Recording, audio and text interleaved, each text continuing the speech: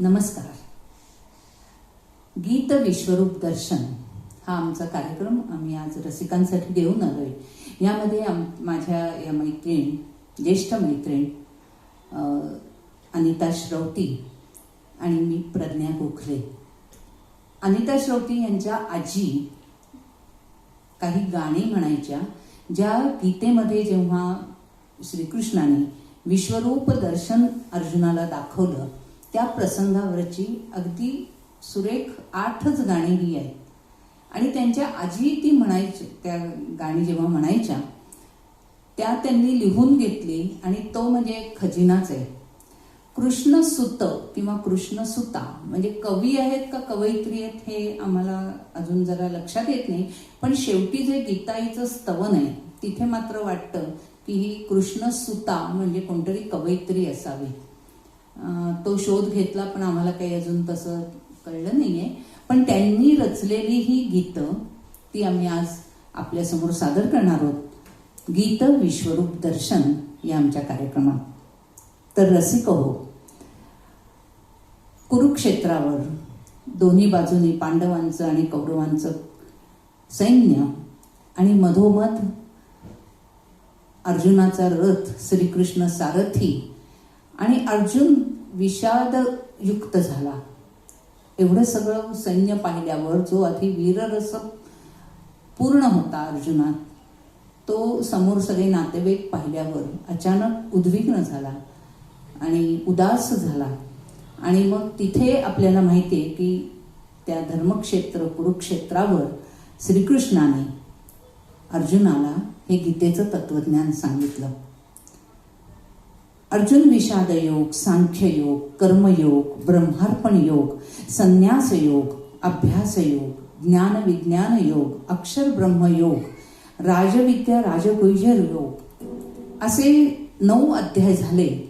आणि 10व्या अध्यायात श्रीकृष्णाने आधी आपल्या विभूती अर्जुनाला सांगितल्या आणि मग त्या विभूती डोळ्यांनी पाहाव्या, विस्ताराने पाहाव्या अशी अर्जुनाला इच्छा उत्पन्न झाली.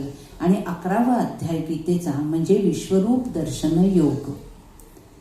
आता हा जो 11वा अध्याय आहे विश्वरूप दर्शन योग, त्यामध्ये श्रीकृष्ण म्हणतोय की पश्य मे पार्थरूपाणी शतशोथ सहस्रशः नाना विधानी दिव्यानी नाना वर्णाकृतीच. ह्या माझ्या अनेकानेक आकृती रूप हे अर्जुना तू पहा. आता अर्जुनालाच हे विश्वरूप दर्शन का दिलं भगवंतानी? तर अर्जुन हा अत्यंत अनन्य भक्त, श्रीकृष्णाचा सखा मित्र, श्रीकृष्णावर त्याचा दृढ विश्वास. अजूनही तो श्रीकृष्णामध्ये गुरु म्हणून त्याच्याकडे पाहत नव्हता, तर केवळ आपला बालपणाचा सवंगडी, सखा, जीवश्च कंठश्च मित्र असं म्हणून पाहत होता. आणि मग अर्जुनाचं हे सख्य, श्रीकृष्ण आणि अर्जुनाचं हे सख्य, अर्जुन म्हणजे कधीही जुनं किंवा जुनं होत नाही असं ते नातं, मग तो अर्जुन. आणि असा हा अर्जुन ज्याला श्रीकृष्ण हा आपला मेहुणा वाटत होता, पण आता मात्र तो त्याच्याकडे थोडा सद्गुरु तत्वानी पाहायला लागलेला होता. आणि मग अर्जुनाला जेव्हा हे विश्वरूप दर्शन दाखवलं, त्याला त्या योग्य श्रीकृष्णाने समजलं, त्याविषयी एक असं सांगितलं जातं, म्हटलं जातं की अर्जुनालाच का दाखवलं, तर एक कथा सांगितली जाते. ती कथा आहे भगवान विष्णूचं वाहन गरुड. भगवान विष्णू म्हणजेच श्रीकृष्ण हे भगवान विष्णूचंच रूप. आणि भगवान विष्णूचं वाहन गरुड, आणि त्या गरुडाला एकदा असं वाटलं की असं काय आहे त्या अर्जुनात की भगवंत सदा त्याच्याच नावाचा ध्यास धरतात. सतत त्यांना अर्जुनाला भेटावंसं वाटतं, अर्जुनाची विचारपूस ते करतात. आणि गरुडाच्या मनात फार हा प्रश्न असतो. ही एक काय म्हणायची, त्याला अगदी अस्वस्थ करणारी अशी एक थोडासा मत्सर, अर्जुनाविषयीचा थोडासा द्वेष, अशी एक कल्पना असते. पण गरुड हा अत्यंत एकनिष्ठ सेवक असतो भगवंताचा. तर एक दिवस असं होतं की भगवंत विश्राम करत असतात, तर गरुडाला वाटतं चला आज आपण भगवंतांना हा प्रश्न विचारून आपली शंका निरसन करून घेऊया की अर्जुन एवढा तुम्हाला प्रिय का. मी इथे अष्टप्रहर 24 तास तुमच्या सेवेसाठी सतत हजर असतो, पण तुम्हाला माझ्यापेक्षा सुद्धा तो अर्जुन आवडतो. आणि मग गरुड असा प्रश्न विचारायचं ठरवतो, म्हणून तो आत भगवंतांना विचारायला येणार. तेवढ्यात भगवंताचं लक्ष जातं आणि भगवंतच त्याला म्हणतात की अरे गरुडा, बरं झालं तू आलास. अरे किती दिवसात मला अर्जुन माझा दिसला नाही रे, भेटला नाही रे. चल बरं, मला तू घेऊन चल अर्जुनाकडे. झालं. गरुडाला जो प्रश्न विचारायचा असतो तो मनातच राहतो, आणि पण तो निष्ठावंत सेवक असतो, त्यामुळे भगवंताची आज्ञा मिळाल्याबरोबर तो भगवंतांना घेऊन अर्जुनाकडे निघतो. आणि मग असं ठरवतो की तिकडे गेल्यावरच विचारून टाकू की काय आहे त्या अर्जुनात असं विशेष. आणि मग अर्जुनाकडे येतात भगवंत. गरुड भगवंतांना घेऊन येतो, आणि गरुड भगवंत उतरून इतके तत्परतेने अधीरतेने त्या महालात चालत निघतात. गरुड बिचारा बाहेर उभा असतो, सेवक ना तो बाहेर उभा असतो असे आपले पंख मिटवून. आणि आता काय अर्जुनाच्या ह्या प्रेमात आता किती वेळ भगवंत इथे थांबणार आहेत काय माहिती. आणि मग गरुड विचार करतो, तेवढ्यात भगवंत आत जातात. द्रौपदी त्यांना सामोरी येते, आदरातिथ्य करते, पण भगवंत म्हणतात अगं ते सगळं राहू दे ग, मला आधी माझा अर्जुन कुठे, त्याला मला बघायचंय. द्रौपदी म्हणते आत्ताच मोहिमेवरनं आलेत, युद्धावरनं एक आलेत आणि सुस्नात होऊन विश्रांती घेत आहेत. मग आता भगवंत थोडा वेळ वाट बघतात की अर्जुन उठून येतोय किंवा काय, पण भगवंतालाच अस्वस्थ, कधी एकदा दिसतोय, भेटतोय. शेवटी ते द्रौपदीला म्हणतात चल चल तूच मला त्याच्याकडे घेऊन चल.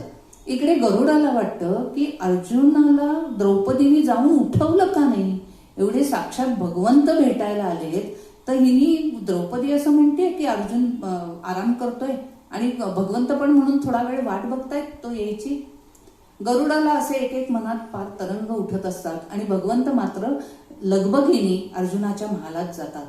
बघतात तो काय, अर्जुन सुस्नात होऊन त्या मंचकावर असा पहुडलेला आहे, आणि ते योद्ध्यांचे त्या काळचे ते असे लांब केस वाऱ्यावर भुरू उडतायत, आणि इतका तो सुस्नात प्रसन्न चेहरा पाहतात भगवंत. खरं सांगू का, जणू काही ते एकमेकांनाच पाहत असतात. इतके ते एकरूप असतात की जणू काही आरसेच एकमेकांचे, श्रीकृष्ण आणि अर्जुन. आणि मग त्या दासी विंझणवारा घालत असतात. भगवंत एक थोडा वेळ, काही क्षणच खरं तर वाट पाहतात. अर्जुन काही उठत नाही. गरुड इकडे थोडासा आतमध्ये येतो, पुढे पाहायला काय चाललंय बघायला. बघतात तो भगवंत अनिमिष नेत्राने अर्जुनाकडे पाहतायत, आणि अर्जुन तर निजलेला आहे, नेत्र कमल त्याचे मिटलेले आहेत, पण इतके ते राजीव लोचन, सुंदर रूप त्याचं. आणि मग भगवंत तेवढ्यात काय करतात, त्या दासींना विनवणी करतात. त्या जो विंझण वारा घालत असतात त्या एका दासीच्या हातातली चौरी भगवंत साक्षात घेतात, आणि ते अर्जुनाला वारा घालू लागतात. गरुडाला वाटतं आता हे म्हणजे फारच झालं, साक्षात भगवंत अर्जुनाला वारा घालतायत. इतक्या दासी आहेत, सगळे नोकर आहेत, चाकर आहेत, पण तो काही बोलू शकत नाही, कारण तो आज्ञाधारी असतो तसा. भगवंताच्या पुढे बोलणार काय.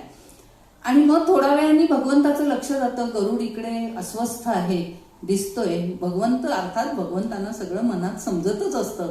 हे सगळं ते जे करत असतात ना, ते त्या गरुडाचंच डोळे उघडण्यासाठी. आणि त्यामुळे ते गरुडाला खून करतात हळूच, की तू हळूच ये, पंखांच्या फडफडीचा आवाज नको करूस बरं, कारण माझा अर्जुन निजलाय. आणि मग तू ये, त्या बाजूनी ये, त्या दुसऱ्या दासीच्या हातातला विंझण वारा, ती चौरी तू हातात घे, आणि तू तिकडनं अर्जुनाला वारा घाल. परत हा सेवक आहे, आज्ञाधारी सेवक. गरुड आपला हळूच तिकडे येतो. एकीकडनं भगवंत वारा घालतायत, दुसरीकडनं गरुड वारा घालतोय, आणि अर्जुन असा सुस्नात निजलेला आहे. थोडा काळ जातो, अर्जुनाला जाग येते, पण अर्जुन जो कुशीवर वळून बघतो ना, तो त्याला गरुड आधी दिसतो, जो साक्षात त्याला वारा घालतोय. अर्जुन एकदम गडबडीने उठतो आणि म्हणतो अरे गरुडराज, भक्तराज, तुम्ही भगवंताच्या सेवेत 24 तास असता, आणि तुम्ही आलायत म्हणजे माझ्या भगवंताचा काहीतरी संदेश आहे. काय करू, चला, मला उठवलं का नाहीस, मला झोप लागली असली तरी तू साक्षात इथे आलायस, म्हणजे भगवंताचा निरोप आहे, तर तू मला उठवलं का नाहीस. असं गडबडीने उठून अर्जुन त्याच्या आधी पाया पडतो की गरुडा, तू कशाला आलास रे, तू का आलास एवढा, मला निरोप धाडायचा, मी आलो असतो आणि मला उठवायचंच. अर्जुन इतकं सगळं गडबडीने बोलतोय तेव्हा गरुड प्रयत्न करतो, अरे ते मागे बघ, तुझ्या आलेत बघ. आणि मग मोठ्या प्रयत्नाने गरुड त्याला जेव्हा सांगतो की अरे मागे वळून बघ अर्जुना, साक्षात भगवंत इथे आलेले आहेत. आणि ते पाहिल्यावर तर अर्जुनालाचा आनंद गगनात मावत नाही. आता इथे काय होतं बघा, ज्यावेळी अर्जुनाला आधी जाग यायची असते आणि जेव्हा गरुड इथे वारा घालायला लागतो ना, हळूहळू हळूहळू गरुडाच्या वृत्ती शांत होतात. आणि मग त्याच्या मनातलं जे विचारांचं वादळ होतं ते शांत होतं. आणि मग तो जेव्हा कान देऊन ऐकायला लागतो तर त्याला गरुडाला असं ऐकू यायला लागतं नामस्मरण सगळीकडे, कृष्ण कृष्ण जय कृष्ण कृष्ण जय कृष्ण कृष्ण. गरुड बघतो द्रौपदी तर नामस्मरण करत नाहीये, अर्जुन तर इथे झोपलेला आहे, त्याचे ओठ तर हालत नाहीयेत, मी तर नामस्मरण करतच नाहीये, माझ्या मनात हेच सगळं वादळ घोंगावतंय. आणि साक्षात भगवंत स्वतःचं नाव कशाला घेतील. मग हे नामस्मरण, हा आवाज, हा नाद मला कुठून येतोय. आणि असं जेव्हा तो विचार करतो, हळूहळू सगळीकडे नजर टाकत टाकत शेवटी त्याची नजर जेव्हा अर्जुनाच्या मुखकमलावर स्थिर होते, तेव्हा त्याच्या लक्षात येतं की अरे, अर्जुनाच्या या भुरुभुरु उडणाऱ्या केसातून, त्याच्या मिटलेल्या डोळ्यांच्या पापण्यातून, त्याच्या श्वासाश्वासातून, त्याच्या अंगावरच्या रोम रोमातून हा आवाज येतोय, कृष्ण कृष्ण जय कृष्ण कृष्ण जय कृष्ण. आणि मग तिथे गरुड हलतो आतून. त्याला वाटतं अरे, मी 24 तास भगवंताच्या सेवेत आहे, पण मी 1 मिनिट तरी नामस्मरण करतोय का. आणि हा अर्जुन मात्र इथे झोपलेला आहे, तरी सुद्धा त्याच्या रोमारोमातून, केसाकेसातून श्रीकृष्णाचं नामस्मरण होतंय, कृष्णाचं नाव घेतलं जातंय. आणि मग गरुडाला कळतं की अर्जुन प्रिय का. आणि भगवंत मात्र आपल्या दोन्ही भक्तांकडे मिश्किलपणे हसून बघत असतात, कारण अर्जुन हा भक्तियोगी आहे, अखंड श्रीकृष्णाच्या नामात रंगलेला आहे, भक्तीत रंगलेला आहे. आणि गरुड मात्र कर्मयोगी आहे, तो भगवंत सांगतील ते काम अगदी निष्ठापूर्वक करतोय, पण त्याच्यात फक्त काम करतोय, तो भगवंताचं स्मरण त्यावेळी करतोय का, नाही. आणि मग तेव्हा लक्षात येतं गरुडाला की माझ्यापेक्षा सुद्धा मी अष्टप्रहर शरीराने फक्त सेवेत आहे भगवंताच्या, आणि हा भगवंतापासून इतका दूर असूनही सतत भगवंताच्या सन्निध आहे, आणि म्हणून हा भगवंताला अधिक प्रिय आहे. आणि म्हणून हे अर्जुनासाठी सगळं जे गीता गुह्य भगवंतानीच म्हटलं की जे शिवानी पार्वतीला, आणि ते जे सगळ्या कोणालाही आजपर्यंत सांगितलं नाही, ते गुह्य ज्ञान मी आज तुला देतोय. नवे नवे मी तर आज तुला माझं विश्वरूप दाखवणार आहे. आणि म्हणून अर्जुन विनंती परत त्याला करतोय, दावी विश्वरूप तुझे. दावी विश्वरूप तुझे, दावी विश्वरूप तुझे, कृपानी दे आता, दावी विश्वरूप तुझे. परम गुह्य तत्व मला उपदेशुनी आता, परम गुह्य तत्व मला उपदेशुनी आता. कृपा करुणी घालविहा, कृपा करुणी घालविहा, मोह विश्वनाथा, दावी विश्वरूप तुझे. ज्यापासूनी जन्म आणि नाश सर्व भूता, ज्यापासूनी जन्म आणि नाश सर्व भूता, दाविल मजतेची ब्रह्म, दाविल मजतेची ब्रह्म, कोण असा दाता, दावी विश्वरूप तुझे. अंकावरी घेऊनिया ज्ञान दूत वाता, अंकावरी घेऊनिया ज्ञान दूत वाता. भरवी मज नाही अशी, भरवी मज नाही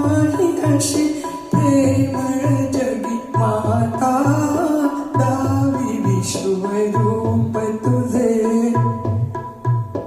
योग्य मी असे की पाहण्यासी रमाकांता योग्य मी असे की पाहण्यासी रमाकांता नकळे मज जाण तुची नकळे मज जाण तुची सर्व परी ज्ञाता दावी विश्वरूप तुझे कृष्ण सुतो कृष्णपदी ठेऊनिया माथा कृष्ण सुतो कृष्णपदी ठेऊनिया माथा सांगत से प्राकृतात सुलभ करुण गीता दावी विश्वरूप तुझे कृपानी दे आता दावी विश्वरूप तुझे दावी विश्वरूप तुझे दावी विश्वरूप तुझे. आता हे विश्वरूप दाखव अर्जुनाने विनंती केली. पण हे सगळं विश्वरूप केवळ साध्या दृष्टीला दिसेल का? बघा, चर्मचक्षुंनी आपल्याला दिसतंय, पण असं म्हणतात जगामध्ये अंध कोण आहे, अंध किती आहेत? तर जे अंतर्बाह्य अंधळे धृतराष्ट्रासारखे. बघा, तो संजय त्याला एवढं वर्णन करून सांगतोय, पण त्या धृतराष्ट्राला काही त्याचं नाही. चर्मचक्षुंनी तर तो आंधळा आहेच, पण अंतरचक्षुंनी सुद्धा आंधळाच. लौकिक दृष्ट्या आपण जसे डोळस आहोत तसे सगळे डोळस असतात, पण अंतरंगाने आपण डोळस आहोत का? आपण आहोत सामान्य. त्या षड्रिपूंचा आपल्यावर एवढा पगडा आहे की अंतरंगाने आपण सुद्धा कधी कधी अंधच असतो. लौकिक दृष्ट्या अंध पण अंतरदृष्टीने डोळस असे कोण? तर सूरदासांसारखे किंवा गुलाब महाराजांसारखे संत. बघा, सूरदास चर्मचक्षुंनी अंध असतील, लौकिक दृष्ट्या अंध असतील, पण अंतरंगाने इतके डोळस होते की ते रोज मंदिरात दर्शनाला जायचे. तेव्हा तिथे मंदिराच्या बाहेर कट्ट्यावर बसलेली काही लोक त्यांना डिवचायला कुचेष्टेने म्हणायची की काय हो सूरदासी, तुम्ही रोज देव आतमध्ये गाभाऱ्यात दर्शनाला जाता, पण तुम्हाला काय तो देव दिसतो का? तुम्हाला कुठे दिसतोय? कशाला जातात ते आतमध्ये? पण संतच ते, त्यामुळे ते काही रागावले नाहीत, चिडले नाहीत, अपमान तर त्यांना त्यांचा मुळीच वाटला नाही. त्यांनी इतकं सुंदर उत्तर दिलं. त्यांनी सांगितलं, खरंय रे बाबा तुमचं, मला या चर्मचक्षुंनी नाही दिसत. तुम्हाला जसा तो देव मूर्ती दिसते तशी मला नाही दिसत. पण खरं सांगू का, माझी अशी नितांत श्रद्धा आहे की मी आलोय हे त्याला दिसतंय ना, तो तर पाहतोय ना. म्हणजे केवढी भक्ती, केवढा दृढ विश्वास सूरदासींचा. असे संत, गुलाबराव महाराज सुद्धा असे संत. आणि मग काही आहे जे दोन्ही दृष्टीने अंतर्बाह्य डोळस, म्हणजे जे संत तुकारामांसारखे असतील, आपल्या माऊलींसारखे असतील, तर ते जे संत आहेत, माऊलींनीच असं म्हटलंय की ज्ञानाचा डोळा डोळसा तो डोळस अरे विरेशा. बाकी सर्व मोरपिसावरचे डोळे. माऊलीची एक ओवी आहे की मोरपिसावरचे डोळे इतके सुंदर दिसतात, मोरपिसातले खरंच सुंदर असतात ते, पण त्यांना दृष्टी असते का? तर नाही. आणि मग दृष्टी कोण? खरी दृष्टी कोण? खरा डोळस कोण? तर माऊली म्हणतात ज्याला ज्ञानाची दृष्टी आहे, ज्ञानाचा डोळा ज्याला आहे, ज्ञानाचा डोळा डोळसा तो डोळसा रे विदेशा. आणि मग असं अशा ह्या ज्ञानाचा डोळा किंवा त्या तऱ्हेने डोळस होण्याच्या मार्गावर अर्जुन आहे. तो ज्ञानी भक्त आहे आणि भक्ती मार्गावरचा पण आहे. आणि त्यामुळे त्या अर्जुनाला का गीता ते आपण मगाशीच बघितलं, ऐकलं. तर आता अर्जुन असं हे जे विश्वरूप दर्शन पाहायचं की जे इंद्रियातीत आहे, केवळ ज्ञानगम्य आहे, ते विश्वरूप मला या चर्मचक्षुंनी कसं दिसेल? मला तर विभूती 10व्या अध्यायात आधी विभूती 75 सांगितलेले आहेत भगवंतांनी. अर्जुन म्हणतो की जे पटलं मला बुद्धीने की ह्या तुझ्या विभूती आहेत, पण जे पटलं ते माझ्या या चर्मचक्षुंनाही दिसावं अशी माझी आस आहे. आणि मग विश्वरूप दाखवायचं तर ते पाहायला आधी हे भगवंता मला समर्थ करा, दृष्टीचं सामर्थ्य द्या. अर्जुन म्हणतोय न तुमाम शक्यसे द्रष्टुम अनेनैव स्वचक्षुषा. माझ्या या स्वतःच्या डोळ्यांनी मी तुला पाहू शकत नाही तुझं हे रूप. दिव्यम ददामी ते चक्षु पश्चिमे योगमैश्वरम. तुझं योग ऐश्वर्य पाहायचं असेल तर मला ते दिव्य चक्षु हे भगवंता दे, तरच मी तुझी ही रूप पाहू शकेन. आणि मग अशी ही जेव्हा दिव्य दृष्टी पण किती छान संतांनी खूप खूप छान आपल्याला वाचायला मिळतं. आठवतं की आपली दृष्टी सामान्यांची असते, ही चर्मचक्षुने आपल्याला वाटतं जे दिसतं तेच खरं असतं ना. साधकांची दृष्टी जी असते ती असते तत्वदृष्टी असते, आणि संतांची दृष्टी जी असते ती समदृष्टी असते. आणि म्हणून त्या वाटेवरचा अर्जुन आहे, आणि त्या अर्जुनाला अशी दृष्टी देऊन भगवंत म्हणतायत, पहा पहा रे डोळे उघडून माझी रूपेही. पहा पहा रे डोळे उघडून माझी रूपेही. पहा पहा रे डोळे उघडून माझी रूपेही. लक्षावधी म्हणून मोठ्यावधी म्हणून जासी अंत नाही. पहा पहा रे डोळे उघडून माझी रूपेही. ह्रस्व दीर्घ आणि स्थूल कृष्णांगी विविधाकृती दिसती.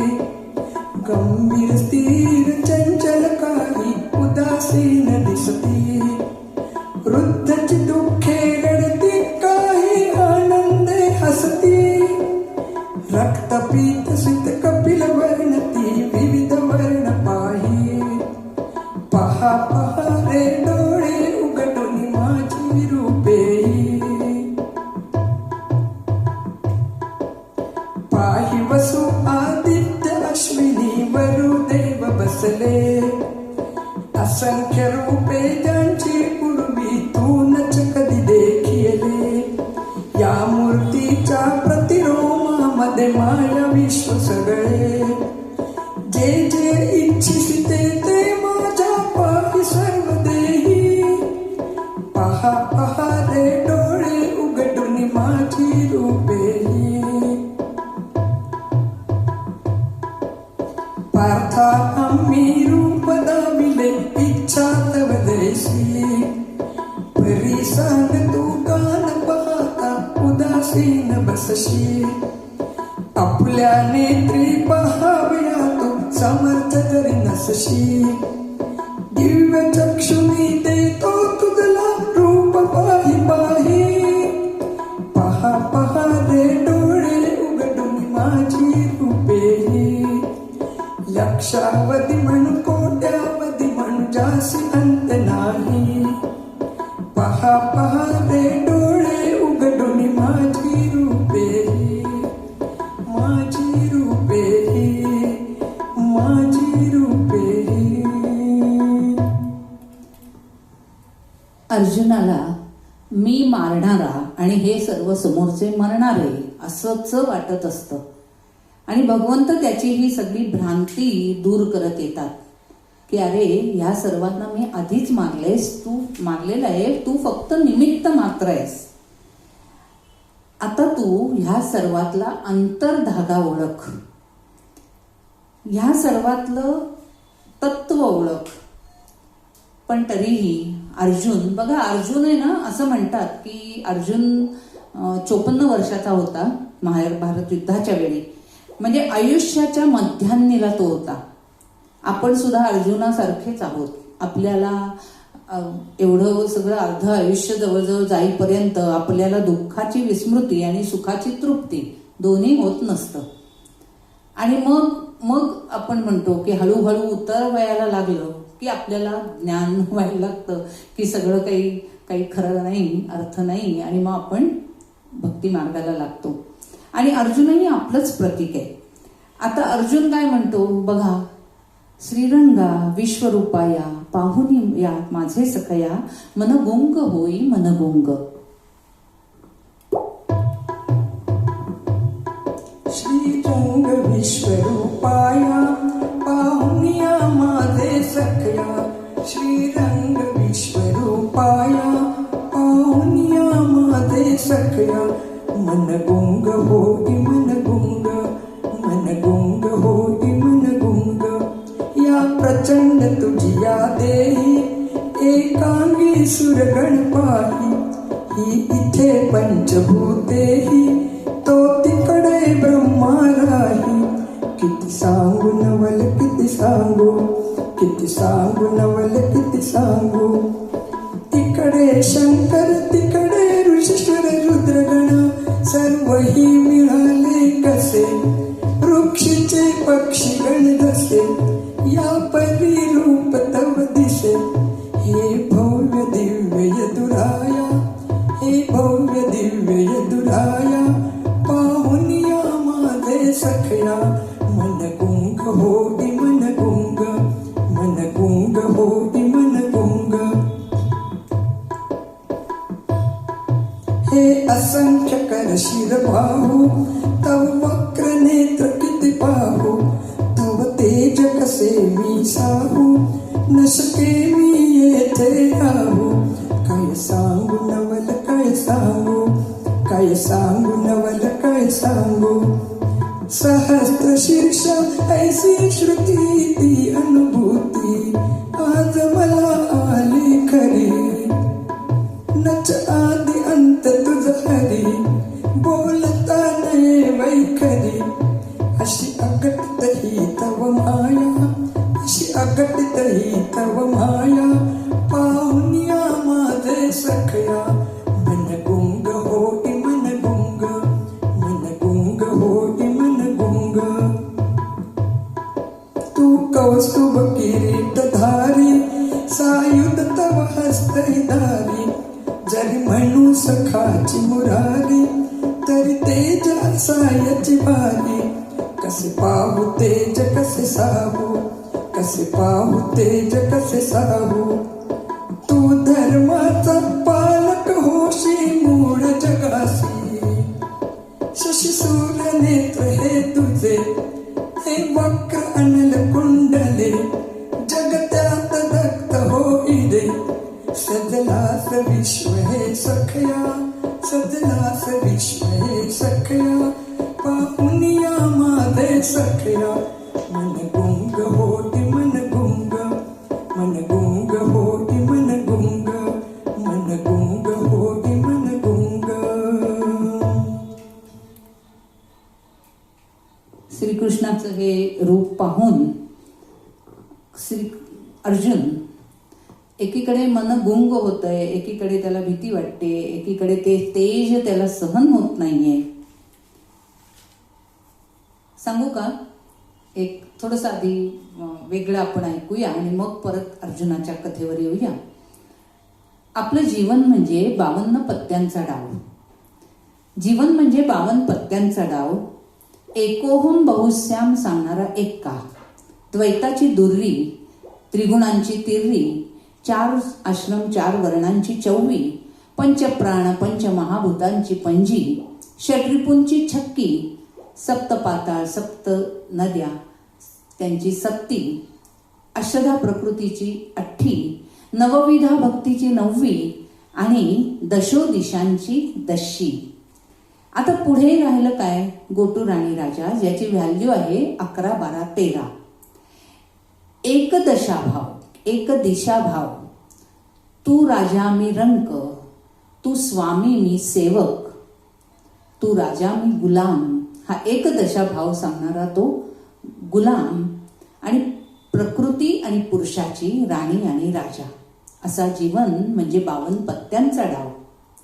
पण आता राहिलं कोण?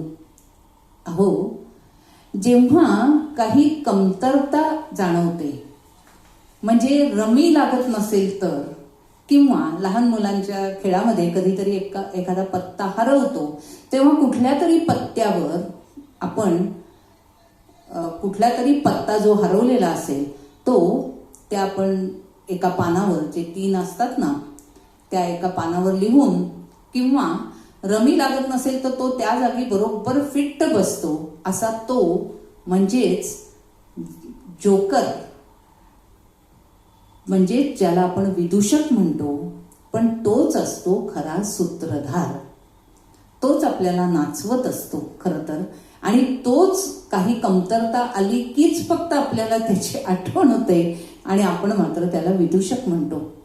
अहो, लहानपणीचा मांडिंडा, तारुण्यातली चढत्या महत्वाकांक्षांची वख्खई, एकत्रपणातले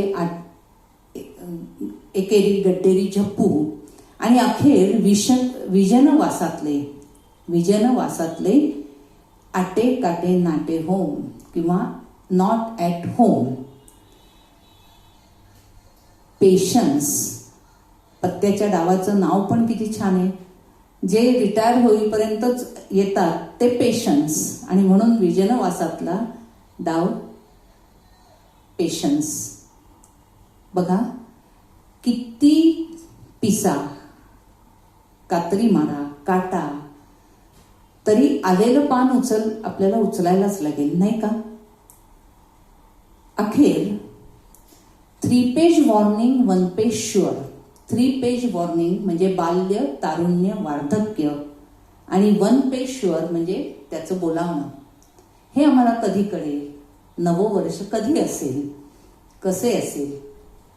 नववर्ष येताना नेहमी हा पत्त्यांचा डाव आठवावा आणि त्याच्या प्रती, त्या ज्याला विदूषक आपण म्हणतो तो सूत्रधार आहे हे जाणून त्याच्या प्रती विनम्र राहावं की 1 वर्ष आपल्या आयुष्यातलं आणखी वाढलं म्हणून.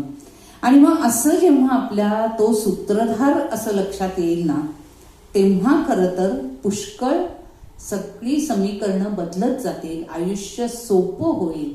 एकदा का त्याच्यावर सगळं सोपवलं की आपण कृतार्थ होतो, निवांत होतो. पण अजूनही अर्जुन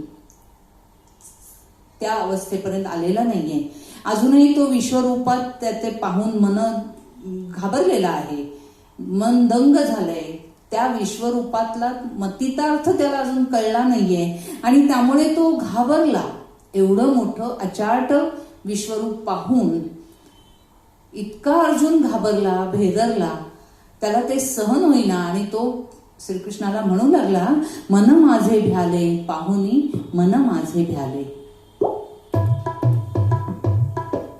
मन माझे भ्याले पाहुनी, मन माझे भ्याले पाहुनी, भगवंता तव रूप भयंकर, भगवंता तव रूप भयंकर, त्रिभुवनी ते भरले पाहुनी, मन माझे भ्याले पाहुनी. गगन भरोनी ज्याची व्याप्ती, नजर ठरेना ऐशी कांती, गगन भरोनी ज्याची व्याप्ती, नजर ठरेना ऐशी कांती, प्रचंड तव वदनाची दीप्ती, लाल नयन झाले पाहुनी, मन माझे भ्याले पाहुनी. काय भयंकर बदनी दाडा, ब्रह्मांडाचा करश चुराडा, काय भयंकर बदनी दाडा, ब्रह्मांडाचा करश चुराडा, प्रलयानळ हे काय बापुडा, या समतो तोले पाहुनी, मन माझे भ्याले पाहुनी. हे बघ धृतराष्ट्राचे मुलगे, भीष्म द्रोणादिकही अवघे, तुझी वदनी जातील वेगे, खचितची हे मेले पाहुनी, मन माझे भ्याले पाहुनी.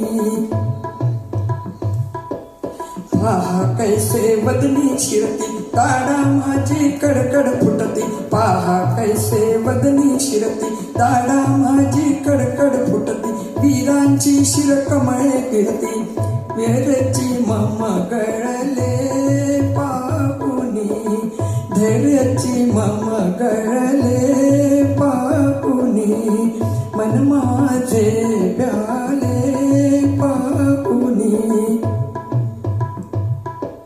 प्रसन्न होई रे यदुराया, यापासून मद वाचवी सकया, प्रसन्न होई रे यदुराया, यापासून वासनी मज वाचवी सकया उपसंहारी अद्भुत माया मरणाची मज आले पाहुनी मन माझे भ्याले पाहुनी कोठुनी मज डोहाळे झाले विश्वरूपे दावी म्हटले कोठुनी मज डोहाळे झाले विश्वरूपे दावी म्हटले मीच जगाला मरण आणले दैवाची महा फुटले पाहुनी मन माझे भ्याले पाहुनी नद्या जेवी सागराशी मिळती पतंग अग्नी माझी पडती नद्या जेवी सागराशी मिळती पतंग अग्नी माझी पडती देवी तुझ्या मुखकुंडी शिरती वीर नृपती सगळे पाहुनी मन माझे भ्याले पाहुनी जठराग्नी तव किती पेटला खातची सुटला लोका सगळ्या जठराग्नी तव किती पेटला खातची सुटला लोका सगळ्या अभिप्राय तो नकळे मजला ऐसे का केले पाहुनी मन माझे भ्याले पाहुनी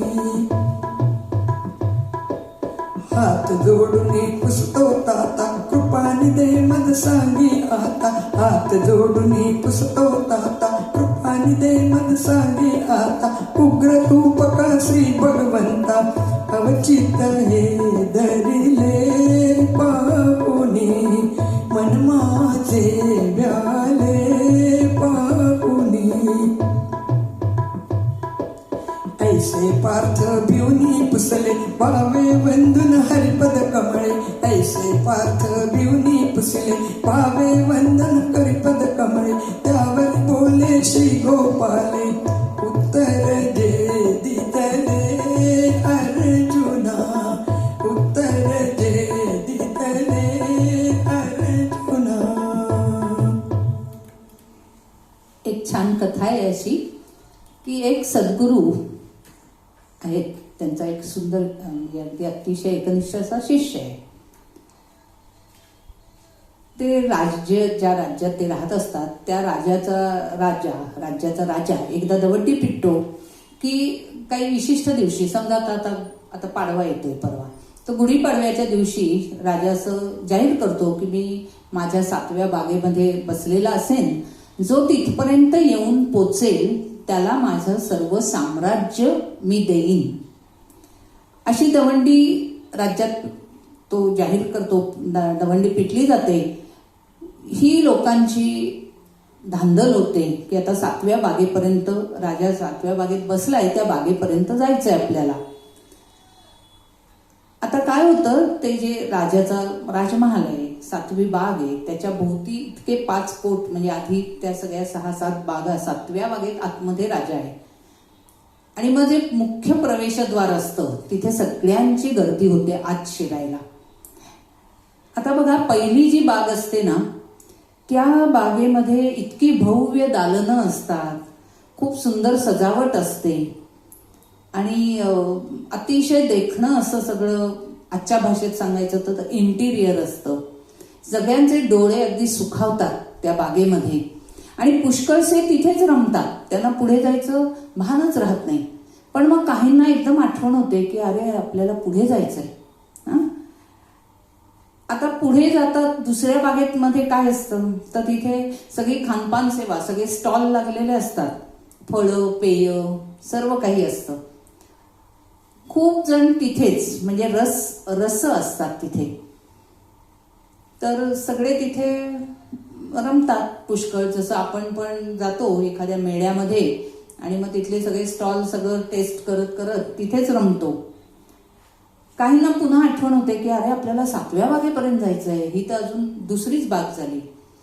3ऱ्या बागेत शिरतात तिथे काय असतं तर सगळी सुगंधी द्रव्य उंची वस्त्र अत्तर असं सुगंध पसरलेला असतो आणि मग इतके ते वेगवेगळे परफ्युम्स. मला आत्ता सगळ्यांना आठवेल की पॅरिसला कोणी गेलं असाल की तिथले जे सगळे परफ्युम्सच्या एखाद्या दुकानात नेलं की सगळे वेडे होतात अगदी. तर असे सगळे वेडावतात. पुन्हा त्यातल्या काहींना आठवण होते आणि ते पुढल्या बागेकडे वळतात. म्हणजे जी आतमध्ये झुंबड आत शिरलेली असते त्यातले काही लोक पुढे पुढे पुढे पुढे जात राहतात. आणि मग असे पुढे जे जातात ते त्या चौथ्या बागेत जातात. तर तिथे काय असतं? दागदागिने, वस्त्र प्रावरण, झुळझुळीत रेशमी वस्त्र, स्पर्श ज्याचा फार सुंदर असतो, तलम असतो, अशी सगळी तिथे सगळं असतं. पुन्हा त्या दालनातही पुष्कळ जण रमतात. पुन्हा काहींना आठवण होते आणि मग काही जण आणखी पुढल्या बागेत जातात. त्या 5व्या बागेमध्ये काय असतं? संगीत असतं, मनोरंजन असतं. आणि संगीत हे पुन्हा त्या गोष्टीचं तात्पर्य सांगताना लक्षात येईल की यत्र गायंती मदभक्ता तत्र तिष्ठामि नारद, भगवंतांनी सांगून ठेवलंय. त्यामुळे रूप, रस, गंध, स्पर्श आणि नंतर शब्द ह्या 5व्या बागेमध्ये, संगीत बागेमध्ये आल्यावर जे काही थोडे त्या बागेत येतात ते थोडे थोडे त्या राजाच्या जवळ पोचलेले असतात. तरी काही जण तिथेच अडकतात, पण काही जण पुढे येतात. आणि मग ती 6वी बाग मात्र डेंजरस असते. तिथे मात्र काय असतं? सगळे तिथे जेव्हा भेटतात ना त्या 6व्या बागेमध्ये, तर आता काही जण पहिल्याच बागेत अडकलेले असतात, दुसऱ्या बागेत, तिसऱ्या बागेत, चौथ्या बागेत. 6व्या बागेत आल्यावर एकमेक जेव्हा सगळ्यांना भेटतात तेव्हा प्रत्येक जण अरे म्हणतो, अरे तू ते पाहिलंस का? ते टेस्ट करून पाहिलंस का? ते ऐकलंस का? तो दागिना पाहिलास का? ती वस्त्र पाहिलीस का? किंवा ते अत्तर, त्याचा सुगंध पाहिलास का? एकमेकांना विचारतात. आणि ज्यांनी ते अनुभवलेलं नसतं त्यांना ती फार हुरूर लागते. बरं, परत फिरता येत नसतं. त्यामुळे ती जी 6वी बाग असते ती सगळी असते विकार, वंचना, षड्रिपूंची बाग असते तिथे. मग आपल्याला ते मिळालं नाही त्याचा क्रोध येतो, द्वेष वाटतो दुसऱ्याचा, मत्सर वाटतो, नंतर मोह होतो की अरे परत जावं की काय. पण परत तिथे परतीची वाट नसते. कोणाला लोभ होतो, मग कोणी म्हणतात जाऊ दे, ते राहिलं, आपल्याला जे मिळालंय ते बघूया. अशा तऱ्हेने त्या 6व्या बागेत तर खूपच जण अडकतात. पण तरीही एखादाच असा असतो, अगदी मोजकेच असे असतात की जो सद्गुरू दाविल्या वाटे चालत असतात. तर हा आपला शिष्य जो असतो ना सद्गुरूंचा, तोही आलेला असतो गुरूंची आज्ञा घेऊन की मला जायचंय राजाची ती 7व्या बागेत राजाला भेटायला. सद्गुरू म्हणतात, बघ मी सांगेन ते ऐकलंस तर तुला 7व्या बागेपर्यंत पोचशील. त्यांनी त्याला कानमंत्र दिलेला असतो. काय दिलेला असतो? की तू ह्या पहिल्या 5 बागेत थोडा थोडा थोडा थोडा त्याचा आस्वाद घे, पण 6व्या बागेत मात्र तू अजिबात थांबू नकोस. 5व्या बागेत मधनं निघशील जेव्हा संगीताच्या, 6व्या बागेत तू क्षणभरही थांबू नकोस.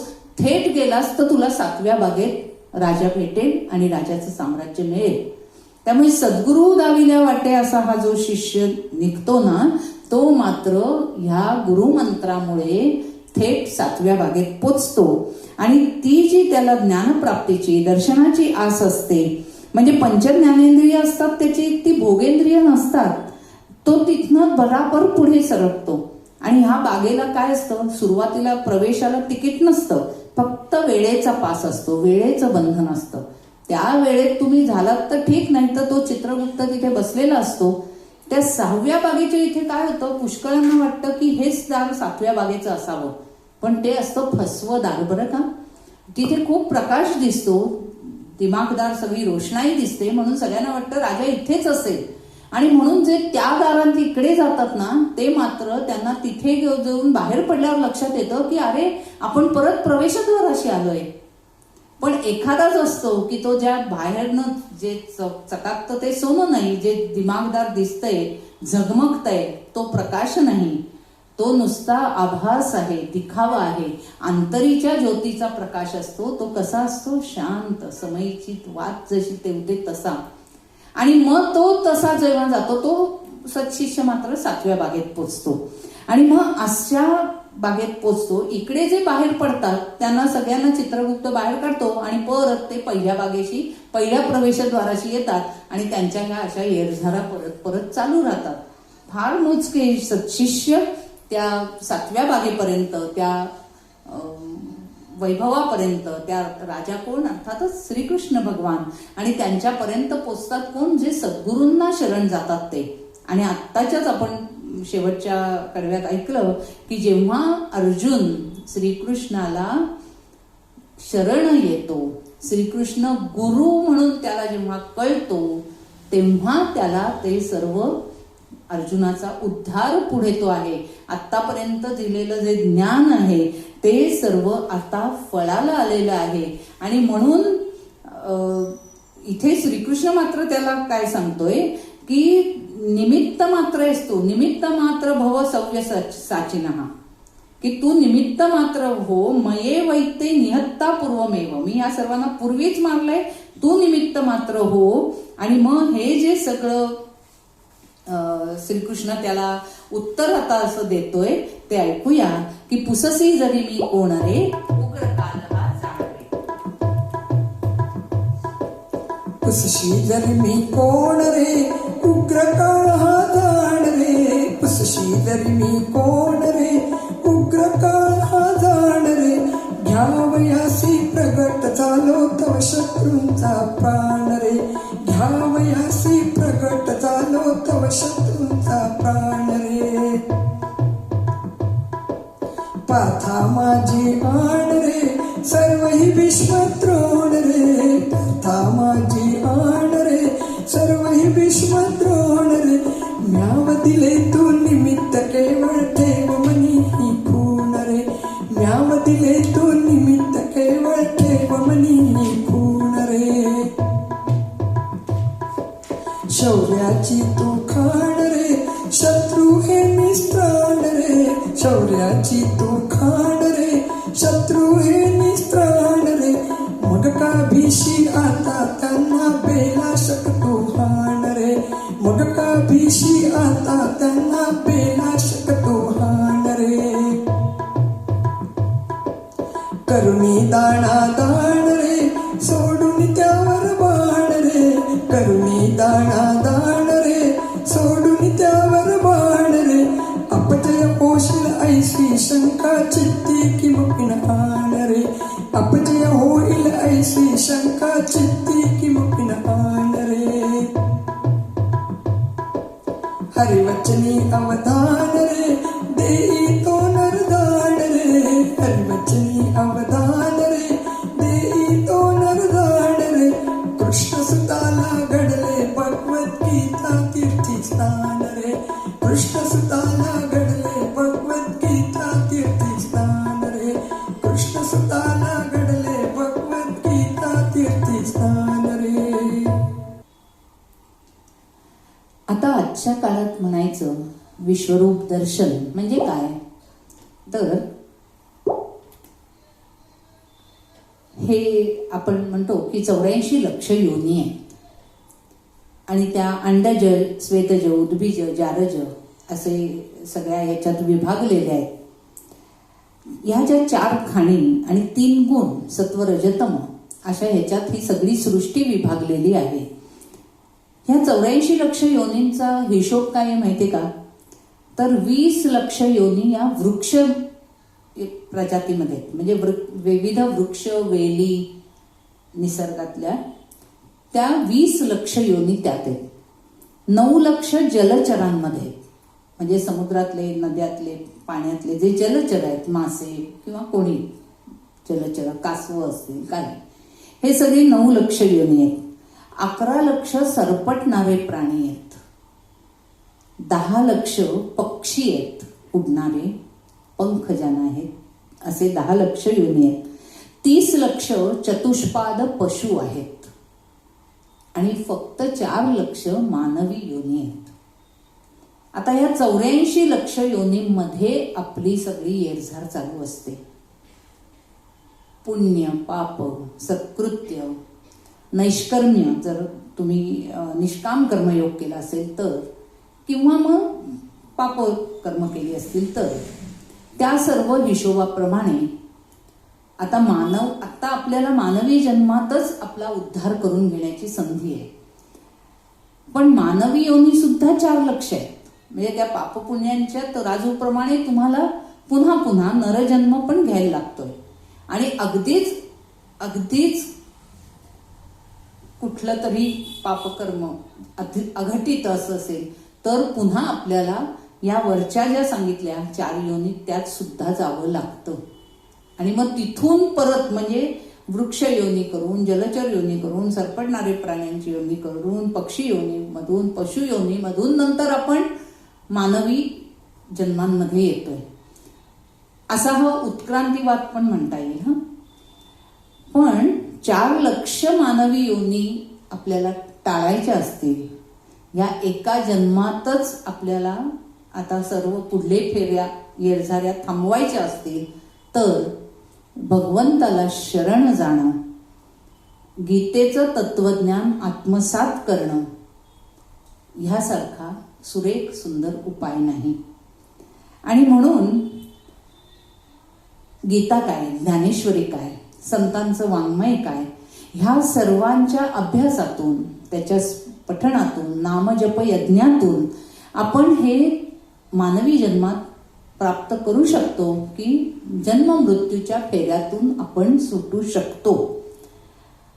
आता ह्या सगळ्या 84 लक्ष योनींमध्ये सुद्धा बघा कसं असतं,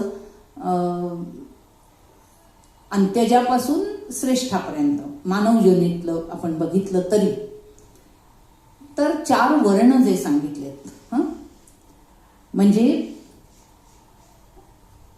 क्षत्रिय, वैश्य, शूद्र, हे 3 खालचे. शूद्रापासून सुरुवात केली आपण समजा तर शूद्र म्हणजे काय, त्यांना कमी लेखायचं नाहीये, म्हणजे नीच लेखायचं नाहीये किंवा काय म्हणायचं, ते सेवेसाठी जे सत्व रजत तम 3 त्रिगुण जे आहेत त्यांच्या वेगवेगळ्या कॉम्बिनेशन्समुळे हे सर्व ह्या आपल्या 4 वर्ण, चातुर्वर्ण्य व्यवस्था, ब्राह्मण, क्षत्रिय, वैश्य आणि शूद्र. पण खरं सांगायचं तर हे 4 वर्ण, ह्या 4 अवस्था आपण एकाच जन्मात खरं तर अनुभवत असतो. ब्राह्मण म्हणजे काय, तर ब्रह्म जानाति इति ब्राह्मण, जन्माने नाही जात ठरत, आणि जी शेवटपर्यंत जात नाही ती जात. ही सगळी या कलियुगात आलंय जात आणि हे. पहिली चातुर्वर्ण्य व्यवस्था होती, भेद नव्हते. ब्रह्म जानाति इति म्हणजे तो जन्माने कोणताही असो, जो ब्रह्म जाणतो, जो ब्रह्मपदाला पोचला तो ब्राह्मण. म्हणून आपण बघितलं ज्ञानेश्वर माऊलींच्या वेळी संतांची मांदी आली चोखा महारापासनं नाही का माऊलींपर्यंत. आणि मग त्यातनं लक्षात येतं की जो अनन्य भावे शरण आलाय तो यातीहीन असला, शूद्र यातला असला तरी सुद्धा तो ब्राह्मणच. आणि आपण एका जन्मात, आपण आत्ताच्या एका आयुष्यात कसं अनुभवतो की जेव्हा आपण विद्यार्जन करतो, आपण विद्यार्थी असतो किंवा पुढे खूप शिकून विद्याधन दुसऱ्यांना देतो, शिकवतो, तेव्हा आपण ब्राह्मण असतो, तेव्हा सत्वगुण प्रधान असतो. आणि ब्राह्मण म्हणजे ब्रह्मजानाती, आणि जो विद्या प्राप्त करतो आणि विद्या देतो तो. आता क्षत्रिय काय आहे, तर तो संरक्षण करतो स्वतःचं, कुटुंबाचं, समाजाचं, देशाचं. आता क्षत्रिय आपण पण असतो. कधी असतो, आपल्यावर जर काही संकट आलं, घाला आला, तर आपल्याला केवळ विद्या असून माहीत पुरेसं आहे का, तर ती अप्लाय पण करता आली पाहिजे ना. म्हणजे एखाद्याला धनुष्यबाण चालवता येते जुन्या काळातलं, पूर्वीच्या, नुसती विद्या शिकून उपयोग नाही ना, ती अप्लाय करता आली पाहिजे. पिस्तूल हातात आहे पण ते कसं आहे नुसतं त्याचं बाकी सगळं थिअरी माहीत असून उपयोग नाही, ते चालवता आलं पाहिजे. आणि नुसतं निशस्त्र असलं तरी आपले हात पाय चालवून आपण आपलं संरक्षण करू शकतो, आपलं संरक्षण करू शकतो, कुटुंबियांचं करू शकतो, देशाचं करू शकतो. आणि तेव्हा आपण क्षत्रिय असतो, कारण क्षत्रिय वृत्ती काय आहे, तर सत्व रजाची कॉम्बिनेशन आहे की मारता आलं पाहिजे, प्रसंगी मारता आलं पाहिजे आणि मार खाता पण आला पाहिजे. वैश्य काय आहेत तर व्यापारी आहेत. आता बघा, आपण नोकरी धंदा करतो, जो धंदा करतो, व्यवसाय करतो, तो नक्कीच प्रॉफिटसाठीच करतो, नाही का? म्हणजे तो वैश्य झाला की नाही. म्हणजे समजा मी आहे, जन्माने कोणी असेल, पण मी जर नोकरी व्यवसाय करते आणि तो मी जर उपजीविकेसाठी करते आणि त्यातनं फायद्यासाठी करते, तर मी त्या वेळी मी वैश्य आहे. सकाळी पूजेच्या वेळी मी ब्राह्मण असेल, स्वतःच्या संरक्षणाच्या वेळी मी क्षत्रिय असेल, पण माझ्या नोकरी धंद्याच्या वेळी मी वैश्य असते. मी माझ्या फायद्या तोट्याचाच विचार करत असते. आणि मी शूद्र कधी असते तर जेव्हा मी स्वच्छता, साफसफाई, बघा आपण आपल्या शरीराची निगा राखतो, आपण आपलं घर स्वच्छ करतो, आपलं अंगण परसदार स्वच्छ करतो, आणि गाडगेबाबांसारखे संत तर रस्ते स्वच्छ करायचे, नाही का? घ्यायचे ते झाडू आणि शहर साफ करायला निघायचे. जेव्हा साफसफाई करायची तेव्हा तुमची विद्या तर हवी, पण ती अप्लाय करता हवी. आणि सगळ्यात महत्वाचं तेव्हा लीनता हवी, नम्रता हवी, कोणतीही घाण वाटता कामा नये. आपण आपलं घर साफ करताना आपण कोणती घाण मनात बाळगतो का? करतो की नाही घर साफ? आठवड्याला आपले संडास बाथरूम साफ करतो किंवा घरातलं केरवारे करतो, तेव्हा आपल्याला घाण वाटून उपयोग नसतो. त्यावेळी तो लीनता भाव, ते केलंच पाहिजे आपल्याला काम. आणि ते कसं करायचं हे ज्ञान म्हणजे विद्या. ती ब्राह्मण म्हणजे केरसुनी कशी फिरवायची, झाडू कसा फिरवायचा. झाडू तलवारीसारखा असा फिरवून नाही चालणार, नाही का? वाकूनच केर काढायचा तर वाकून काढायला हवा. लीनता हवी. सरळ ताठ उभं राहून काही करता येईल का? नाही, वाकून करायला हवं. आणि त्या वेळी, त्या कामांच्या वेळी, त्या कर्मांच्या वेळी आपण शूद्र असतो. त्यामुळे कुठेही ह्यामध्ये भेद न वाढता, एकमेकांना कमी तुच्छ न लेखता, आपण आपल्या आयुष्यात ह्या 4 अवस्था कशा अनुभवतो ते लक्षात घेतलं पाहिजे. की आपण ब्राह्मण आहोत, क्षत्रिय आहोत, वैश्य आहोत, शूद्र आहोत. ह्या एकाच जन्मात, ह्या एकाच आयुष्यात आपण ह्या 4 स्टेजेस अनुभवत असतो. आणि म्हणून ही चातुर्वर्णीय व्यवस्था आहे, हे भेद नाहीत. आणि मग हे सगळं लक्षात यायला सद्गुरू करावे लागतात. सद्गुरू शिवाय गत्यंतर नाही. सद्गुरू शिवाय काय म्हणजे वाट दाखवणारा हा सद्गुरूच असतो. शेवटी जेव्हा स्वर्गारोहणाला निघाले, धर्मराजाला प्रश्न विचारला, यक्षांनी प्रश्न विचारले आणि त्या प्रश्नाची उत्तरं बरोबर दिलीस तरच तुला स्वर्गात जाता येईल असं पांडवांना सांगितलं. तेव्हा धर्मराजांनी उत्तरं दिलेत. त्यांनी विचारलं को दिक, दिशा कोणती? तेव्हा धर्मराजांनी सांगितलं संतो दिक. संत दाखवतील ती दिशा, संत दाखवतील तो मार्ग. आणि मग आता मी जे चातुर्वर्ण्याचं उदाहरण दिलं, तेव्हा आणखी एक छान उदाहरण मी कीर्तनात ऐकलं होतं की एखादी मोठी कंपनी आहे.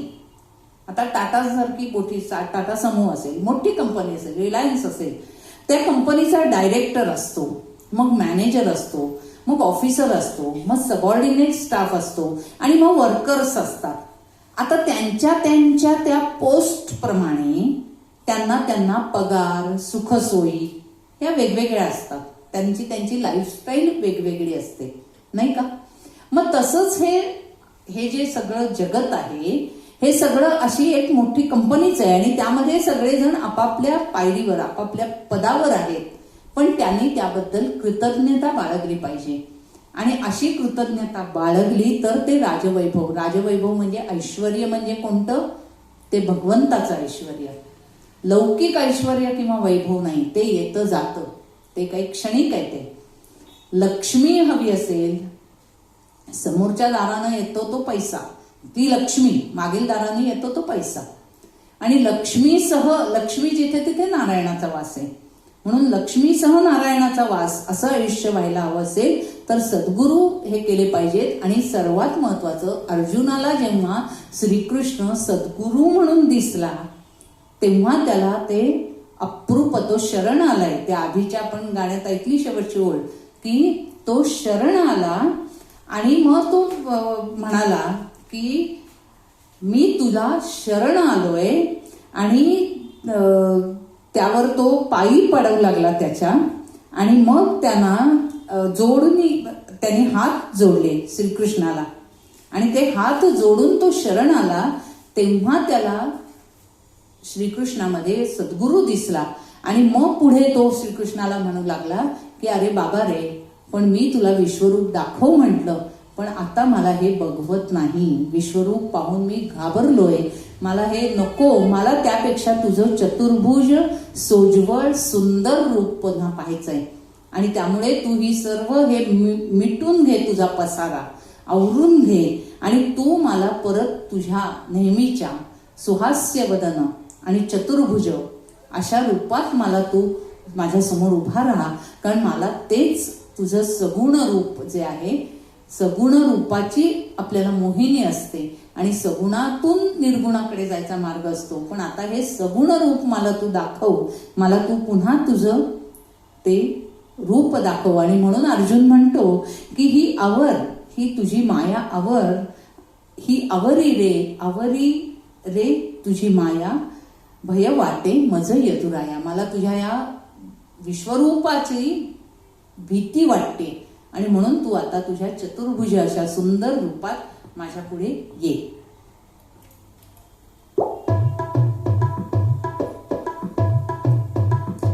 ही आवरी रे आवरी आपुली माया, ही आवरी रे आवरी आपुली माया, भय वाटे मज यदुराया, भय वाटे मज यदुराया. तव कीर्ती ते ऐकुनी जन हे हसती, सीतही ते वंदन करीती. ते तम ज्योती सूर्याची एता दीप्ती, राक्षस तुझ भिऊनी पळती. तव महिमा आजची कळला रे, जो नवता ठाऊक मजला रे. तव महिमा आजची कळला रे, जो नवता ठाऊक मजला रे.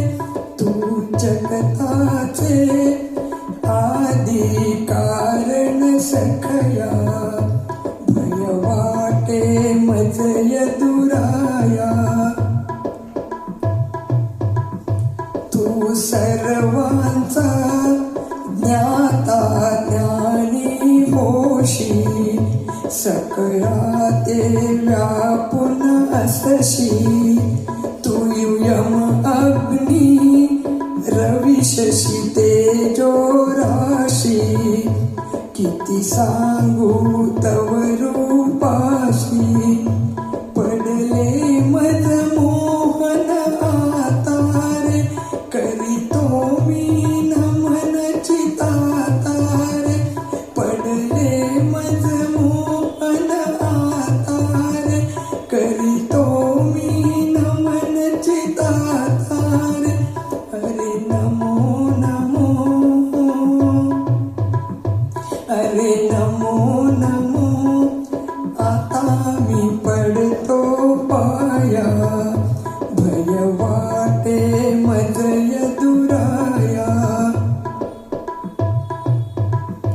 तुझ अरे तुरे म्हणून सलगी केली, तुझ अरे तुरे म्हणून सलगी केली. ही मोठी चूकची झाली, अरे अशा किती अपराधाच्या आळी. तुझ सांगू मी वनमाळी, अवचित दैवे सापडलासी. तू चिंतामणी पदी लोटलासी. तू क्षमा करी भगवंता अपराध्या, भय वाटे मज यदुराया. तू बाप रे असे तशी सकल जगाचा, सद्गुरु तू सर्व सुरांचा. हे कृपानिधे मी तव अपराधाचा, होई मम सद्गद वाचा. मज आता गोजिरवाणी रे, तव मूर्ती दाखवी नयनी रे. मज आता गोजिरवाणी रे, तव मूर्ती दाखवी नयनी रे. अति उत्सुकता झाली ती पाहण्याला, तू आवरी आपुली माया, तू आवरी आपुली माया, तू आवरी आपुली माया. सखेति मत्वा प्रसभम यदुक्तम, हे कृष्ण हे यादव हे सखेति, अजानता महिमानं तवेदम मया प्रमादात प्रणयेन वापी. माऊली या श्लोकावर म्हणतात की आहा थोर वाऊर जाहले, अमृते संमार्जन म्या केले, वारिके घेऊन दिधले कामधेनु ते. हे कृष्णा हे यादवा, अर्जुन म्हणतोय की मी आत्तापर्यंत तुला सखा मानलं, अजाणतेपणे माझ्याकडून किती किती अपराध झाले. तुझ्याशी लहानपणी खेळलो, तुझ्याशी खोड्या केल्या, तुला चोर सुद्धा म्हणालो गोकुळीचा. मला कळलंच नाही रे की माझ्याकडे अमृत होतं आणि मी त्याचा सडा घालत राहिलो. मला कळलंच नाही की माझ्याकडे कामधेनू आहे आणि मी मात्र त्याला एक वासरू शिंगरू मानलं. सडा घालायला अमृत घेतलं, शिंगरू घेऊन कामधेनू दिली, परीस फोडून भिंत उभारली आणि कल्पवृक्ष तोडून कुंपण केलं. आता मात्र मला तू गुरु म्हणून कळलास. या विराट रूपात ही पंचमहाभूत, या दशोदिशा, हे आकाशही तुझ्यात विलीन पावलंय हे मला कळलं. माझ्या मनाचा मनपणा विरघळला. आता हे सर्व जग म्हणजे मला बुडबुड्यासारखं वाटू लागलंय. माझा अहंकार गेला, मी अंतर्मुख झालो आणि हे कृष्णा हे केवळ तुला सद्गुरु रूपात पाहिलं म्हणून मला कळलं. मी शांत रसात अद्भुत रसाचा विलक्षण अनुभव घेतला. आदि मध्य अंतरहित असं हे विश्वरूप पाहिलं आणि हे सर्व जग मला आता म्हणजे सगळं व्यापक दृष्टीने पाहिल्यावर हे सगळं बुडबुड्यासारखं भासू लागलंय. बघा रसिको, अर्जुनाला दिव्य दृष्टीने हे सर्व असंच अख्खं विश्व दिसत होतं. आपण साधं विमानातनं जाताना खिडकीतनं बाजूची सीट मिळाली असेल, खाली पाहिलं तरी सुद्धा आपल्याला खालची बाकीची जमीन शेतं इवली इवली दिसतात. मग अर्जुनाला तर काय दिव्य अनुभूती आली असेल नाही का. आता कृष्ण म्हणतायत की पार्था काय म्हणू रे तुला वेड्या, मला इतका विस्मय होतोय तुझा की मी तुला हे विश्वरूप दाखवलं आणि तुझ्या मनात भीती दाटली. कसं बरं असं वाटतंय तुला, मला फार विस्मय होतोय. पार्था काय म्हणू तुझला होतो विस्मय रे मजला.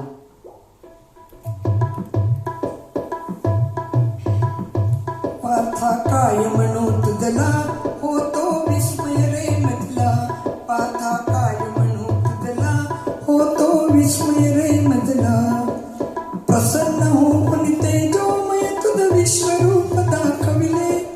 प्रसन्न होऊन तेजोमय तुझ विश्वरूप दाखविले.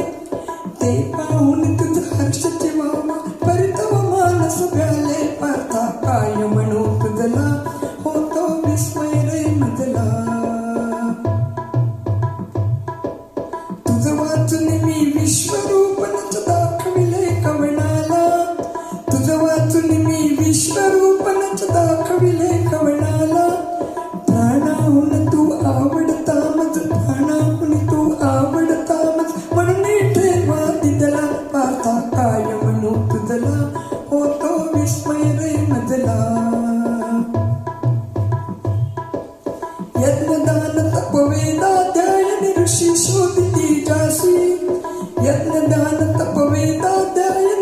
शोधती जासी. असे रूप तुझ सहजच दिसता, असे रूप तुझ सहजच दिसता. वेड्या बरगा बरशी पार्था काय म्हणू तुझला, होतो विस्मय रे मजला. चिंतामणी पदी दवटून जैसे ओझे म्हणून कोणी, चिंतामणी पदी दवटून जैसे ओझे म्हणून कोणी. तशी अर्जुना मूढपणाची, तशी अर्जुना मूढपणाची. वाटे तवई करणी पार्था काय म्हणू तुझला, होतो विस्मय रे मजला. सोड सोड ही भीती पार्था विसरू नको या रूपा. सोड सोड ही भीती पार्था विसरू नको या रूपा. दहावी मुदला शुद्ध चतुर्भुज, दहावी तुझला मूर्ती चतुर्भुज. श्याम वर्ण की बाबा पार्था काय म्हणू तुझला, होतो विस्मय रे मजला.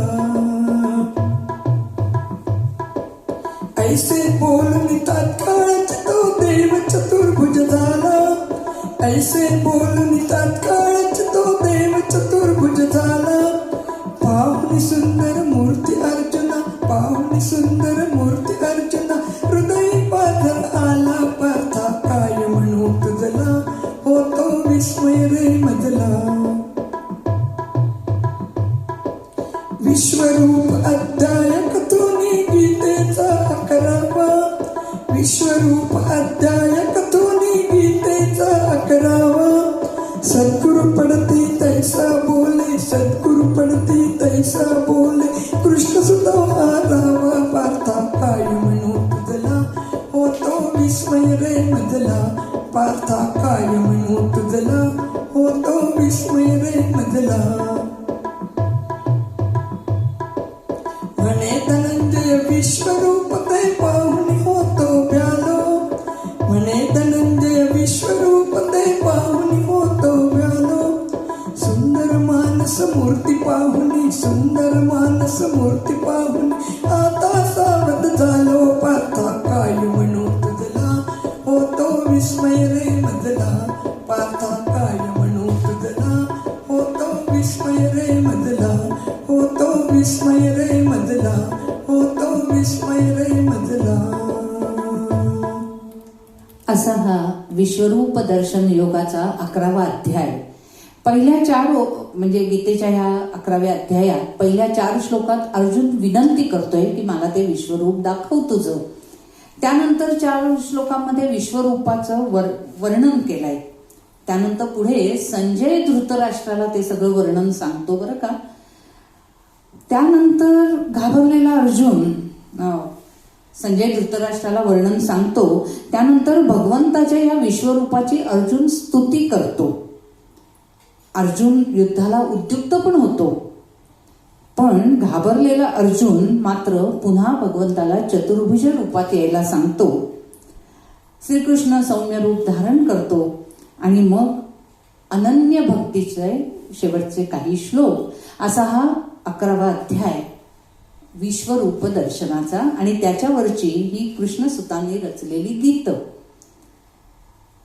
हे सगळं ही गीतं ऐकताना डोळ्यासमोर आपल्या तो विश्वरूप दर्शनाचा सगळा पट उलगडत जातो. आणि मग मनात येतं आता या कलियुगात कसं बरं पाहणार आम्ही विश्वरूप. पण कलियुगात भगवंताने आम्हाला एवढी सुंदर सोय ठेवली आहे की अहो जे बघताय आजूबाजूला तेच विश्वरूप आहे समजा ना. आणि अगदीच विश्वरूप काय पाहायचं असेल, समजून घ्यायचं असेल तर आजच्या युगात मला तर खरं वाटतं वारी करतो ना, पंढरीची वारी असते बघा. आपण साधं टीव्हीवरती पाहतो, प्रत्यक्ष केली तर अप्रतिमच आहे. पण त्या वारीमध्ये जे आपल्याला विराट विश्वरूप दर्शन घडत असतं, म्हणजे रंग रूप ज्ञान दान तप सगळे अहंकार आपले त्या वारीमध्ये गळून पडतात. आणि पंढरीची वारी असंच नाही बरं का. कोणी शिर्डीला जातंय, कोणतीही पदयात्रा थोडक्यात आपल्या संतांनी आदी शंकराचार्यांपासून जी केली की पदयात्रा केली की आपल्याला लक्षात येतं की कसं आहे जग, कसं आहे, कसे स्वभाव विशेष आहेत, वारीमध्ये मला तर आठवत आहे, मला असं वाटतं समजा मी MA केलं, अमुक केलं, मी शिकले, पण मला जर 4 ओव्या पाठ येत नसतील आणि समोरची एखादी शाळेतही न गेलेली निरक्षर खेडूत बाई घडाघड ज्ञानेश्वरी पाठ म्हणत असेल, अभंग पाठ म्हणत असेल, की मग माझ्या ज्ञानाचा खाली येतोच की नाही. तसंच आहे, सभोवताली पाहिलं की हेच सगळं विश्वरूप आहे आणि हेच विश्वरूप पाहून सुद्धा आपण मात्र कसं जगतो. किती गोष्ट आहे. बिरबलाला एकदा अकबराने सांगितलं आपल्या राज्यात अंध किती आहे. बिरबल म्हणतो ठीक आहे, एक दिवस द्या मला. एका भर चौकामध्ये बिरबल अशी खाट विणायला घेतो आणि बाजूला एका मुनिमाला बसवतो मोजदात करायला. काय मोजदात करायला? बिरबल स्वतः खाट विणत असतो, चौपाई विणत असतो, तेव्हा बाजूनी जाणारा येणारा सहज एक म्हणतो, अहो एक काय करताय? लगेच बिरबल त्या मुनिमाला सांगतो, अंधमध्ये याला टाकून दे, कारण याला दिसत नाही मी काय करतोय ते. असं करत करत जवळजवळ सगळेच अंध निघतात. एखादाच म्हणतो की अहो बिरबल महाराज, तुम्ही स्वतः ही खाट विणायला असे भर चौकात का बसलाय?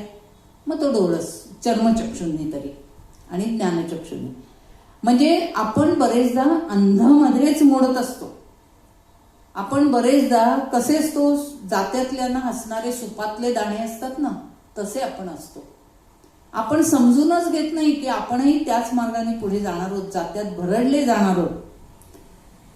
सिकंदर होता जगज्जेता, पण त्यांनी काय सांगून ठेवलं होतं, जेव्हा माझा अंत होईल तेव्हा माझी अंतयात्रा अशी काढा की ती जे बांधाल ती माझी तिरडी इतकी लहान बांधा की माझे हात लोंबकळत राहतील बाजूला. का? तर लोकांना कळावं की एवढा जगज्जेता सिकंदर खाली हात आया था आणि खाली हात जा रहा है. माझ्या अंतयात्रेत माझ्या दोन्ही बाजूंनी माझं जिंकलेलं सैन्य जड जवाहीर ते पण मिरवा, पण दाखवून द्या लोकांना की हे एवढं सगळं सैन्य असून, एवढं सगळं जड जवाहीर आणि ऐश्वर असून सिकंदर मात्र खाली हात गया. सिकंदरला ते कळलं होतं. आणि हे आपल्याला कधी कळेल? ते कळण्यासाठी सद्गुरू, ते कळण्यासाठी गीता किंवा हे ग्रंथ ह्याचा अभ्यास करणं. आपलं बरेचदा काय, मंदिरात आपण जातो, दर्शनार्थी जाता चित्त दारापाशी, का तर कालच घेतलेल्या नवीन चपला आहेत, कोणी पळवल्या तर. म्हणजे लक्ष कुठे आपलं? भलतीकडेच. आणि म्हणून आपण आत्ता लवकर शहाणं व्हायची वेळ ही. अर्जुन नातं भगवंताशी जोडलं पाहिजे, जे कधी जून आणि जुनं होत नाही.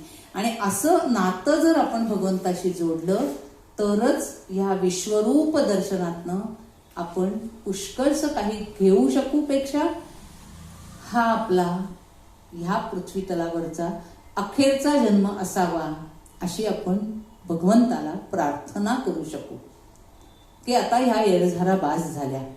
आणि मग अशा येरझारेतनं सुटण्यासाठी, अशा सगळ्या असा अमृत अनुभव घेण्यासाठी, असा सगळा भगवंताच्या कृपेचा अनुभव घेण्यासाठी हे असे किती सुंदर ही गीतं.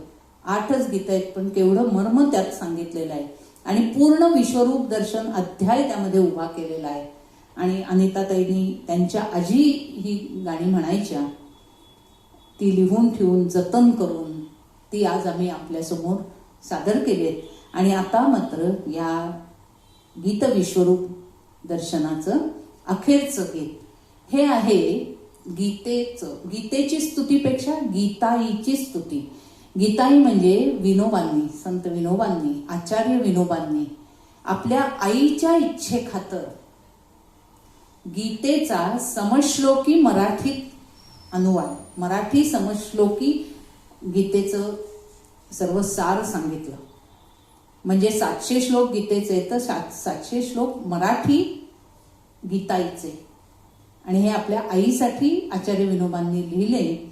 आणि अशा ह्या गीताईला वंदन करून, आणि म्हणून मला इथे पुन्हा एकदा वाटतं की हे जे कोण कृष्णसुत किंवा कृष्णसुता ह्या गीताईच्या ह्या अखेरच्या, ह्या गीताच्या अखेरच्या अंतऱ्यामध्ये आपल्याला वाटतं की ही दासी म्हणून घेतलंय त्यांनी.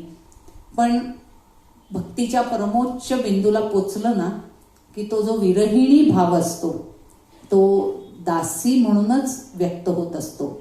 आणि म्हणून हे जे कृष्ण सुत आहेत ते स्वतःला दासी म्हणून घेतात आणि गीताईला वंदन करतात. म्हणजे ते कोणी आचार्य विनोबांचेही शिष्य असावेत, त्यांचे अनुकरण करणारे असावेत आणि अशा त्या कृष्णसुतांना वंदन करून आणि गीत विश्वरूप दर्शनचं हे अखेरचं गीत आपण ऐकूया.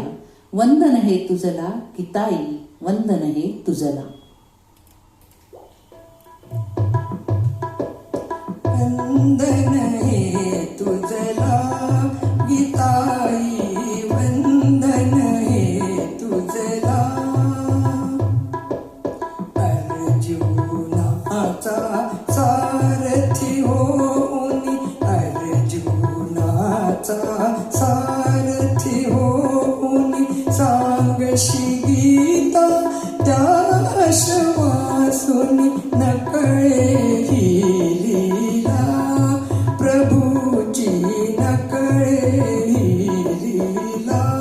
गीताई वंदन हे तुझला. विषाद योग प्रथमाध्यायी, विषाद योग प्रथमाध्यायी. सांख्य योग द्वितीयाध्यायी. कर्मयोग सांगुनी तिसरा. मोह समूळ हरविला सखया, मोह समूळ हरविला. गीताई वंदन हे तुझला. ज्ञान कर्म संन्यास ही दुवता, ज्ञान कर्म संन्यास ही चवता. कर्म संन्यास योग पाचवा. आत्मसंयमन योग सहावा. सांगितला बरवा हरिने, सांगितला बरवा. गीताई वंदन हे तुझला.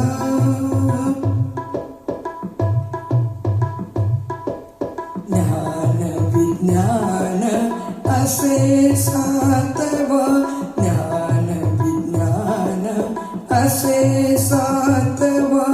अक्षर ब्रह्म असे आठवा. राजगुह्य दाविल नववा. विभूती योग दहावा. कथिला विभूती योग दहावा. गीताई वंदन हे तुझला.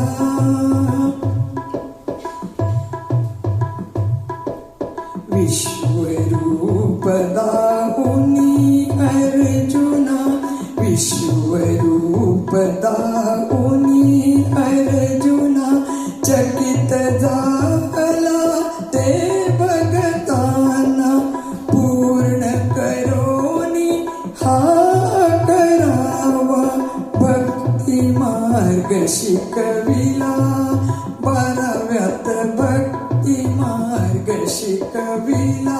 गीताई वंदन हे तुझला.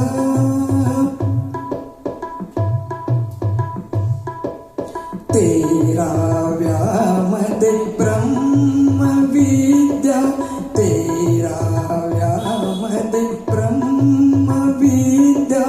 गुणमय विभाग हा 14वा. पुरुषोत्तम हा योग 15वा. कृतार्थ तो झाला.